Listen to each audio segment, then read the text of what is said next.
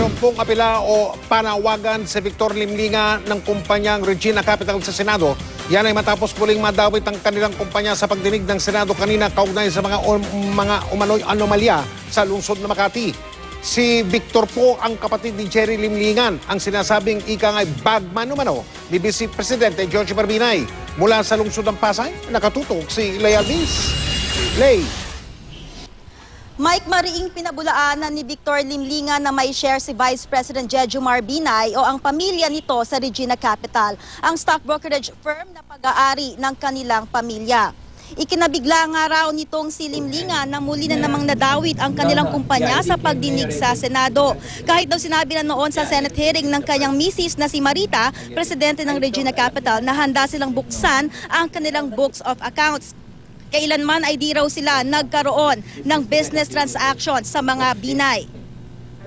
So we were surprised that we were now again being charged that we are holding the shares of Vice President Binay when all they had to do was to go over our books to find that actually we have never done any business with Vice President Binay and his family.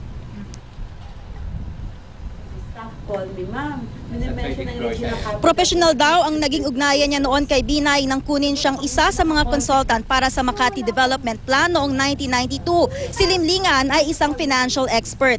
Ano man daw ang ugnayan ng kanyang kapatid na si Jerry Limlingan na sinasabing malapit kay Binay, wala raw siyang kinalaman dito. Di raw niya alam kung nasaan ang kanyang kapatid. Huli raw niyang nakita si Jerry noong nakarang taon pa bago pumutok ang issue.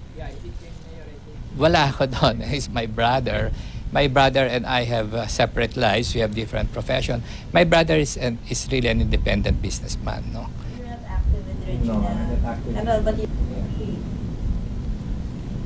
Umapila siya sa Senado na mag-ingat sa kanilang mga akusasyon dahil di lang ang kanilang negosyo ang apektado kundi maging ang kanilang pamilya. Before making those accusations naman, to do their research and get the background, and of course maybe before making the charge like anywhere is to give me a chance to respond to that and answer instead.